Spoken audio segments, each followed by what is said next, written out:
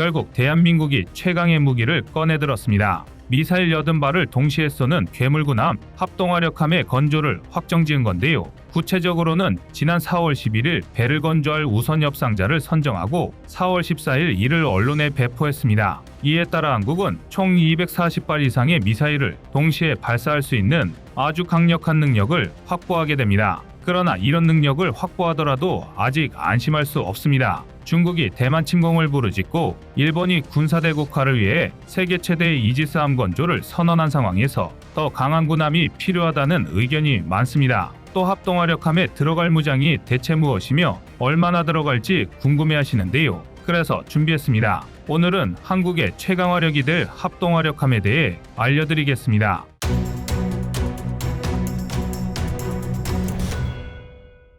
중국이 미쳐 날뛰고 있습니다. 미국 고위 관료들이 익명을 통해 2025년 1월 1일 이내에 중국이 대만을 침략할 것이라며 경고하고 있는데요. 이런 뉴스가 하도 많다 보니 솔직한 심정으로는 짜증까지 날 지경입니다. 그런데 단순 설레발 정도로 치부하기에는 중국의 대만 침략 징후가 이미 임계점까지 도달해 있습니다. 실제로 불과 1년 전인 2022년 미국은 러시아에 대해 비슷한 경고를 했습니다. 하지만 대부분의 유럽 국가는 미국이 또 방위비 인상 때문에 쇼를 벌인다고 여기고 대수롭지 않게 여겼습니다. 그러나 결과는 여러분 모두가 아시다시피 우크라이나 전쟁으로 귀결되었습니다. 이는 중국의 대만 침략 또한 현실이 될 가능성이 높다는 가장 강력한 증거입니다. 더군다나 양안전쟁이 발발하면 한국은 주한미군 해양교통로 문제로 미중 간의 전쟁에 참여하게 될 가능성이 아주 높은데요. 이때 한국에 필요한 것이 바로 합동화력함입니다. 대체 합동화력함이 뭐라고 미국과 중국이 맞붙는 대전쟁에 꼭 필요한 것일까요?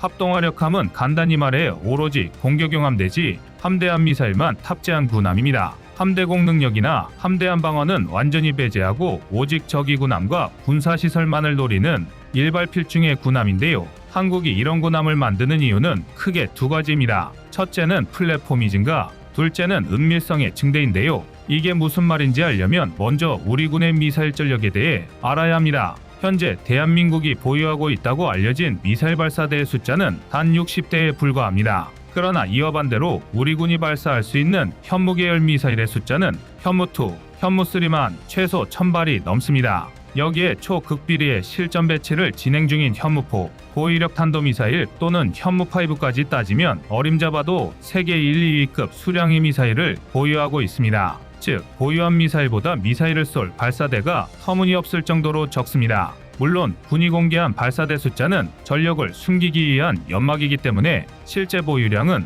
훨씬 많을 것이라는 게 전문가들의 공통된 의견인데요. 하지만 이를 고려하더라도 미사일 발사대가 충분하다고 보기는 어렵습니다. 문제는 인력입니다. 미사일 부대 운용에는 상상 이상으로 많은 고급 인력이 필요한데 가뜩이나 인구 감소로 골머리를 앓고 있는 우리 군에서 이를 감당하기란 녹록치 않습니다. 그런데 합동화력함이 있으면 이야기가 달라집니다. 합동화력함 한 대에 80발의 미사일을 실을 수 있다는 것은 80대의 미사일 발사대를 단 한 척의 군함이 대신할 수 있다는 말인데요. 이게 바로 합동화력함을 건조하는 첫 번째 이유인 플랫폼의 증가입니다. 그리고 이처럼 단숨에 쏘아낼 수 있는 미사일이 늘어나면 우리의 적이 될지 모를 중국의 입장에서 한국은 쉽게 건드릴 수 없게 됩니다. 대한민국이 단 한 차례 투사할 수 있는 화력이 미사일 60발에서 300발 이상으로 폭증하기 때문인데요. 이렇게 되면 중국은 한국을 선제 공격해서 얻는 이득보다 한국을 중립으로 그대로 두는 것이 이득이라 판단하게 될 수 있습니다.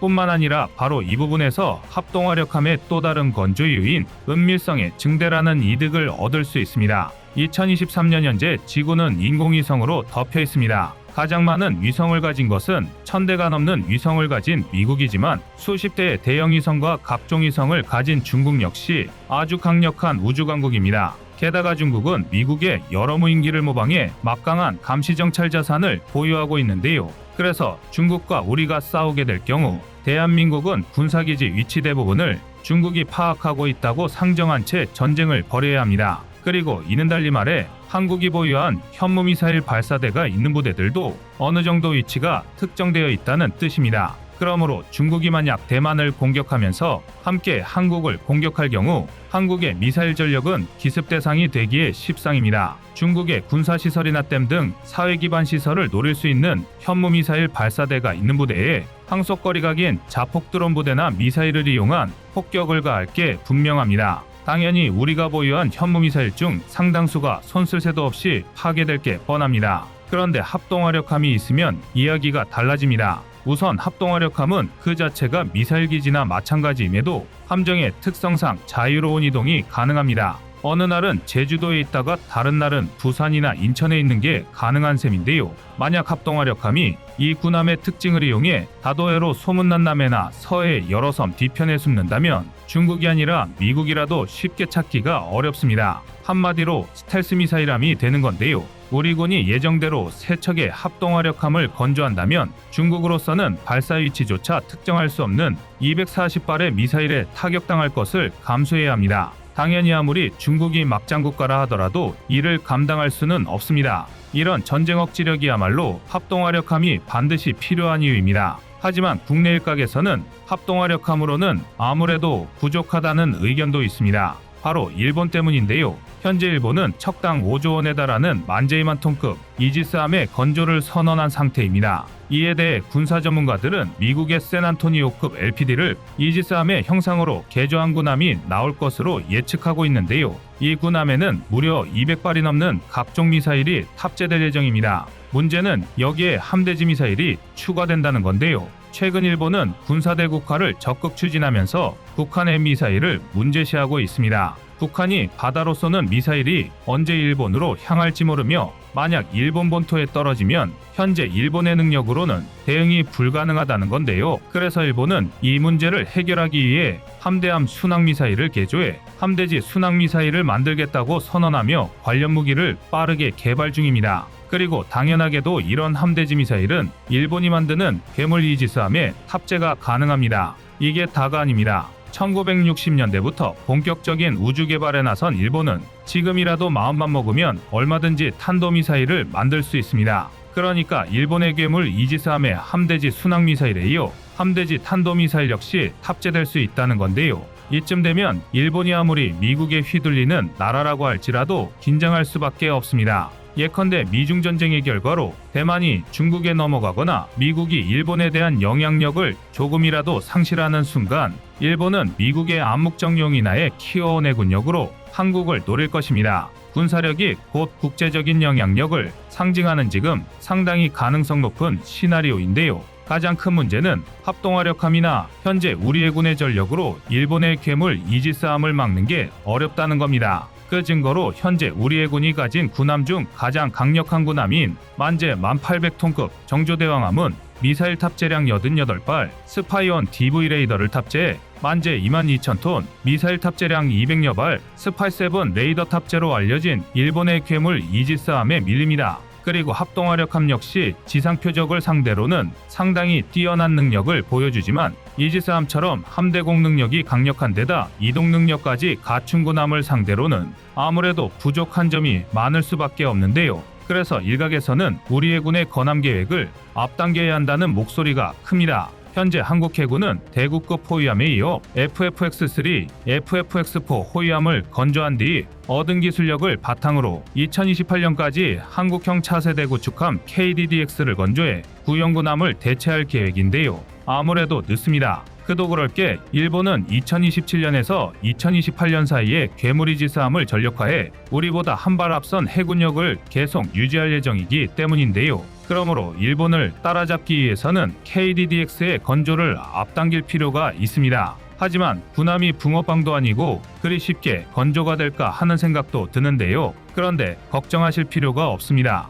이미 우리 연구진은 조기 양산을 위해 상당한 기술을 축적하고 있습니다. 그 대표적인 예시가 KF-21 보라매인데요. 한국의 미들급 4.5세대 전투기 KF-21 보라매는 순조로운 개발 덕에 양산형인 블록원의 생산 일정을 6개월 앞당긴 상태입니다. 2000년대 초반 개발 발표가 이뤄진 이후부터 지금까지 실제 개발 기간이 절반도 되지 않는다는 걸 따져보면 기술적으로 정말 위대한 업적을 세운 겁니다. 그리고 이 보라매 개발은 기술적으로 군함과 연관이 깊습니다. 다름 아닌 레이더 때문인데요. 순수국산 A사 레이더를 탑재한 KF-21이 양산 일정을 6개월 당겨졌다는 건 전투기 레벨의 A사 레이더를 국산화하는 데 성공했다는 뜻입니다. 다시 말해 군함에 쓰일 A사 레이더를 만들 기반이 갖춰졌다는 뜻인데요. 이 덕에 한국의 종합적인 군사기술력이 예정보다 빠르게 향상됐으니 KDDX 개발을 서두르자는 목소리가 나올 수 있는 것입니다. 그리고 실제로 우리 군 역시 이를 고려하고 있습니다. 최근 KDDX를 개발하는 과정에서 KDDX-S1 엔진이 LM2500 엔진이라는 정보가 공개됐습니다. LM2500 엔진은 우리 군의 여러 군함이 사용하고 있으며 꾸준히 성능이 개선된 개량형이 나오고 있는 베스트셀러 엔진입니다. 대구급에서 롤스로이스사의 MT-30 엔진을 사용하다가 낭패를 본 해군이 믿을 수 있고 국내에서 라이선스 생산으로 빠르게 도입이 가능한 LM2500을 고른 것으로 보이는데요. 이를 달리 말하면 군이 KDDX의 건조를 앞당길 수 있도록 LM2500 엔진을 골랐다는 풀이도 가능해집니다. 핵심 부품의 국산화가 개발 속도에 얼마나 큰 영향을 미치는지는 다시 KF-21을 보면 알 수 있으실 텐데요. 또한 기본이 되는 엔진이 바뀌지 않는다면 최근 유행하는 통합전기 추진체계 IFEP를 도입하더라도 개발기한 내 군함을 건조하는 것이 가능합니다. 지금까지 한국의 합동화력함 도입이 왜 필요하고 부족한 부분을 무엇으로 메꿀 수 있는지 알려드렸는데요. 부디 이 군함이 적에게 미사일을 날리는 최악의 사태가 일어나지 않길 바라며 이상 꺼리튜브였습니다.